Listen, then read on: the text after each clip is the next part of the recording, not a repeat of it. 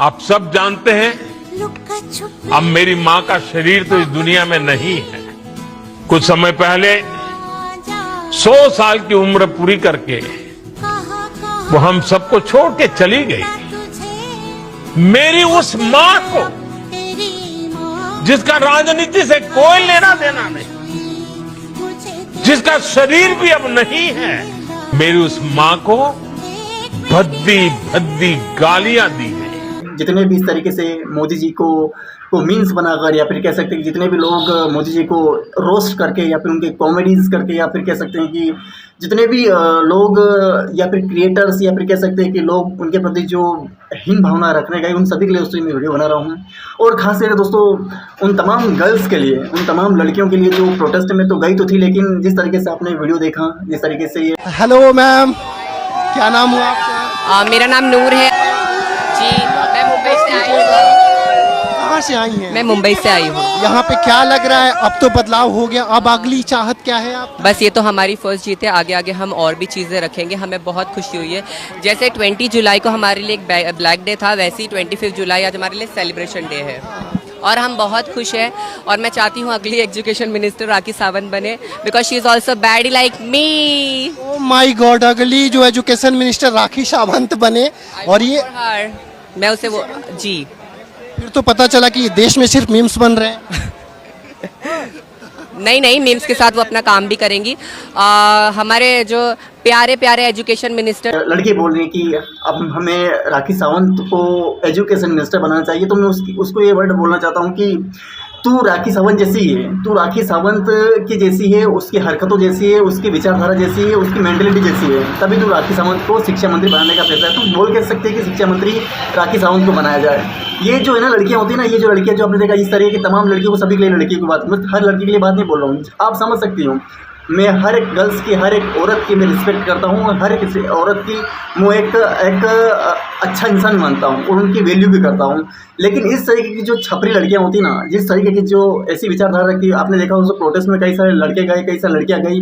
दिल्ली में प्रोटेस्ट हुआ, उसके लिए जंतर मंतर पर जो बहुत सारी लड़कियाँ, बहुत सारे लड़के गए, और वहाँ पे जो छपरी लड़कियों ने, और छपरी लड़कियों ने जिस तरीके से मोदी जी को गलत गलत बोला ना, मोदी जी को उनको मीम्स बनाए, उनको गलत गलत गालियाँ दी, उनको गलत गलत वर्ड बोले गए। गाइस, वो प्रोटेस्ट में शामिल होने के लिए नहीं गए थे, बल्कि वहाँ पे तो उनको बस केवल एक तरीके से भगदड़ मचाना थी। उनको इस तरीके से खाली एक तरीके से उस भीड़ में शामिल होना था। वो प्रोटेस्ट में सही आंदोलनकारी नहीं थे, वो प्रोटेस्ट के लिए लड़ नहीं रहते हैं। उसमें से केवल जितने भी 100% भीड़ में से केवल 10 या 20% ऐसे लोग होंगे जो वहाँ पे इस प्रोटेस्ट के नाम से, आंदोलन के नाम से गए थे, और वहाँ पे जो मांग रखी थी उसको लिए सही तरीके से वो वहाँ पे उस प्रोटेस्ट में शामिल हुए थे। वरना बहुत सारे लोग तो ऐसे गए थे कि केवल मोदी जी को, या फिर केवल एक तरीके से भगदड़ मचाने गए थे। और इस भीड़ में जिस तरीके से पुलिस ने, सिक्योरिटी ने, या पैरामिलिट्री फोर्स ने इस तरीके से उनके ऊपर जो हमले किए ना, मैंने उससे पहले वीडियो अपलोड किया तो मैंने बोला था कि यार ये मोदी जी की जो शासन में इस तरीके से बम धमाके हो रहे, लड़ाइयाँ हो रही है, दंगे हो रहे, क्यों हो रहे हैं इस तरीके से, तो उनको मैंने थोड़ा सा इस पर बोला था, इस तरीके से मैंने वीडियो प्रोवाइड किया था। लेकिन जिस तरीके से जब ये वीडियो भी प्रोवाइड हो रहे हैं सामने, जिस तरीके से छपरी लड़कियां, इन सभी छपरी लड़कियों और लड़कों के लिए बात बोल रहा हूँ, आप समझ सकते हैं, मैं हर किसी को नहीं बोल रहा हूँ। लेकिन इस तरीके से जो छपरी लड़कियां ना, जो मोदी जी को गलत, उनके माँ बाप उनको तक गालियाँ दे रही, और जिस तरीके से लोग अपनी मेंटलिटी शेयर कर रहे हैं कि मोदी जी तो वो है, उनको गालियाँ इतनी भयानक तरीके से दे रही कि अगर कोई सुन भी नहीं सकता है, ऐसी ऐसी गालियाँ लोग प्रोवाइड उनको वहाँ पे उनको उस प्रोटेस्ट में दी जा रही हैं। तो मैं उन सभी तमाम उन छपरी लड़कियों के लिए वीडियो बना रहा हूँ, उन छपरी लड़कों के लिए बना रहा हूँ, हर किसी के लिए ये वीडियो नहीं बना रहा हूँ।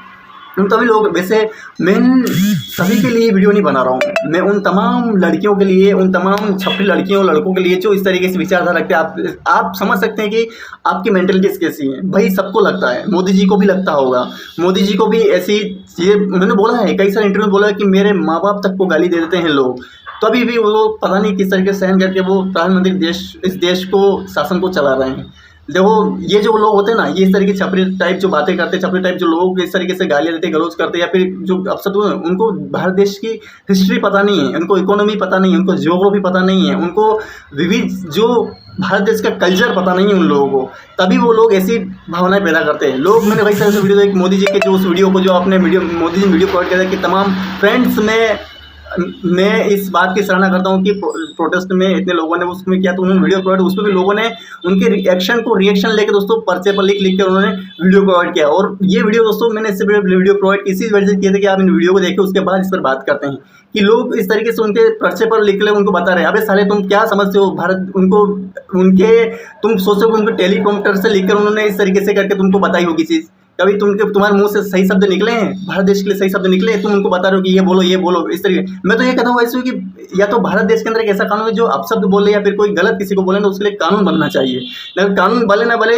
लेकिन जो जिसको गलत बोले उसको 2 थप्पड़ मारा के उसको बोले, फिर अगर जो बात हो डायरेक्ट थाने में जाके किसने ये वर्ड बोला था, वीडियो शूट करके उसको बोले कि ये वर्ड वाली बात हुई थी, अपशब्द बोला गया था, और इस तरीके से जब करें तो ऐसा होना चाहिए। और दूसरी बात है कि ये कानून बनेगा, दूसरी बात ये कि फेसबुक या फिर जो भी सोशल मीडिया प्लेटफॉर्म उसको इस तरह का एक कह सकते हैं कि उसको भी कानून लाने चाहिए या फिर अपडेट्स लाना चाहिए, जैसे कि कोई अगर सब जैसे यूट्यूब इस चीज़ को लेकर दोस्तों काफ़ी सतर्क है कि वो किसी को भी हिंसक या फिर कह सकते हैं आपराधिक या फिर किसी को भी इस तरीके से प्रताड़ित करने वाला या फिर अपशब्द कहने वाला कोई चीज़ होती है तो वो अपने आप को बैन कर देता है, अपने वीडियो से या फिर उस वीडियो को भी बैन कर देता है। इस तरीके से फेसबुक को भी ये अपडेट्स लाना चाहिए ताकि लोग इस बात को समझे। इस भावना से फेसबुक ने पूरी आज़ादी दे रखी है क्रिएटर्स को, ताकि वो लोग बढ़ चढ़ कर उसके लिए गलत बोलते हैं, लोग बोल ना चाहते हुए भी लोग गलत बोलते हैं, उनकी मतलब कह सकते हैं कि वो आज़ाद हो गए हैं। या तो ऐसा कानून भारत देश के अंदर लाना चाहिए या फिर कानून लाए, लेकिन जो इंसान जिसको गलत बोल रहा ना उसको 2 थप्पड़ मार के उसको वीडियो शुरू करके ये वर्ड बोला गया तो फिर कानून उसके ऊपर कार्यवाही करें, तब जाके तो शायद ये अपशब्द वाली जो बात है ना, अरे तुम नरेंद्र मोदी जी साहब को नहीं छोड़ रहे हो यार, उन्होंने देश को तुम देश के बारे में जानते ही क्या हो, तुम देश को समझते ही क्या हो, तुम देश का, मैंने पहले बोला हिस्ट्री पता नहीं तुम्हारे को, ज्योग्राफी पता नहीं है, संविधान पता नहीं है और नहीं कोई कल्चर पता है, तुम छोटे छोटे छपरी जैसे लड़के और तुम छपरी लड़कियां जो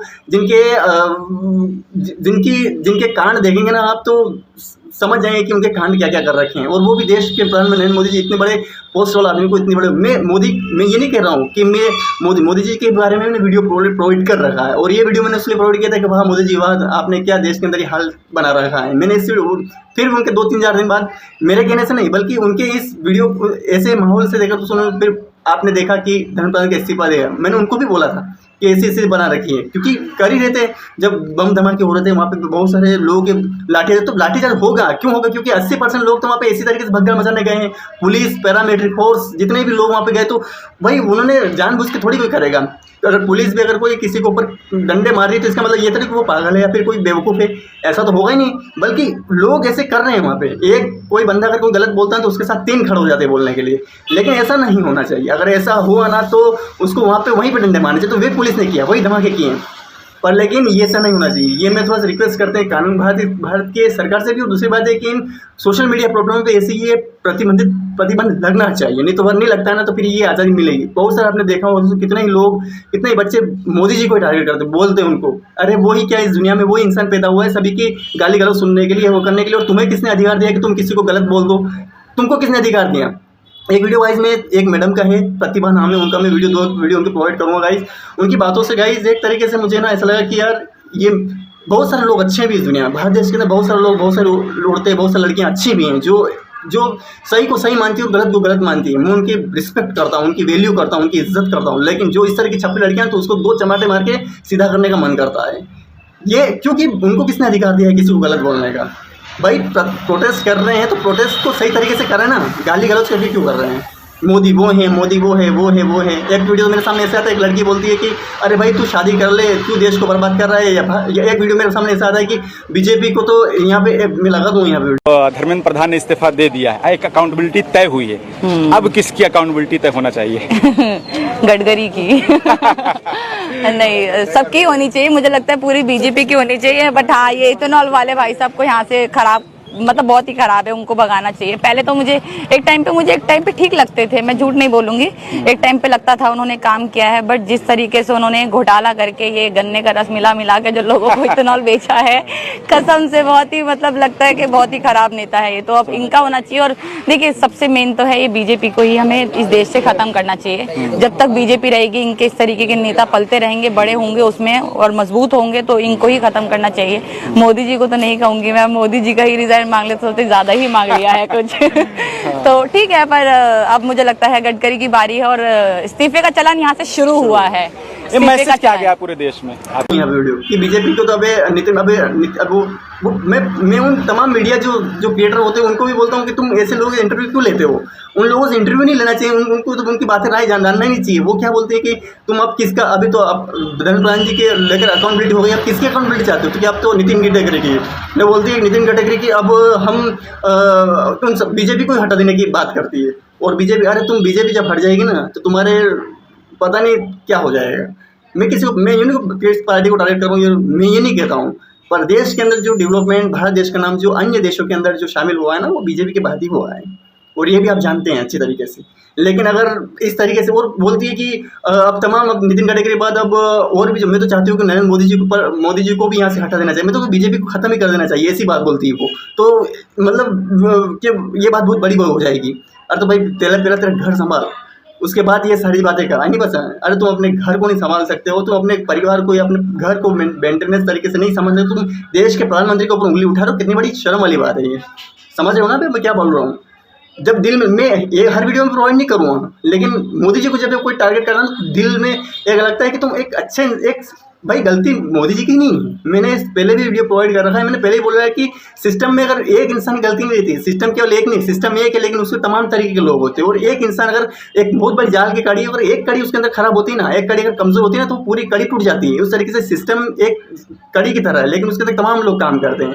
अगर उसमें पेपर्स लीक भी हुए हैं तो इसका मतलब ये कि किसी का, मोदी जी की गलती नहीं है, धर्मेंद्र प्रधान जी की गलती नहीं। हाँ, अकाउंटेबिलिटी या फिर कह सकते हैं कि एक जिम्मेदारी लेने वाला का पद है, तो उसको निभाएंगे तो जाहिर सी बात है वो कड़ी मजबूत होंगी। पर इसका मतलब तो यही नहीं है कि मतलब कि वो गलती धर्मेंद्र प्रधान जी की या मोदी जी को बोलेंगे। माने इस सारे चीज़ के वो ऊंचे पद पर बोलते, तो ये सारी रिस्पॉन्सिबिलिटी उनकी बनती है कि वो किसको एजुकेशन मिनिस्टर बना रहे हैं, शिक्षा मंत्री बना रहे हैं, या फिर खुद किस तरीके से जिम्मेदारी निभा रहे हैं, वो बात मानते हैं। पर लेकिन जरूर थोड़ी है, और नया कोई एजुकेशन मिनिस्टर मैंने पहले बनाया कि बताया, पहले वीडियो में बता चुका हूँ कि अगर नया कोई एजुकेशन मिनिस्टर बनता है ना, तो जाहिर सी बात है कि वो अगर सही तरीके से काम करेगा तो जाहिर सी बात है एजुकेशन सिस्टम सुधरेगा, नहीं अगर नहीं सुधरेगा तो फिर भाई प्रॉब्लम तो चलेगी। तो उन्होंने अभी की, आपको पता है, प्रहलाद जोशी को बनाया गया है। अब देखते हैं कि वो किस तरीके से अपना बेहतर प्रदर्शन कर पाते हैं, या फिर कह सकते हैं कि वो एजुकेशन मिनिस्टर के पद पर रहेगा दोस्तों, वो जो पेपर्स लीक्स जो हुए हैं, जो काम हुए, उनको सही तरीके से, बेहतर तरीके से काम कर। देखो एक बात बताओगे, सो की सीधी बात, कि कोई भी इंसान अगर किसी पद पर बैठता है तो पहले खुद तक नजरिए देखे, अगर अपन उस पद पर रहेंगे तो अपन किस तरीके से काम करेंगे, ये अपने अंदर होनी चाहिए वो चीज़। आप दूसरों को उंगली तो फटाक से उठा देते हैं कि यार ऐसी बात है, लेकिन अब जब खुद के ऊपर उंगली उठती है ना, तो समझ में आना चाहिए कि हाँ यार, अगर ऐसी चीज़ होती है तो अपने अंदर क्या, वो अपने ऊपर वो चीज़ क्या बीतती है। समझिए इस चीज़ को, हर कोई ये बात नहीं बताएगा। गाइज, मैं ये वीडियो प्रोवाइड करने का मेरा मकसद केवल एक ही है कि किसी को कोई अधिकार नहीं है किसी को इस तरीके से बोलने का।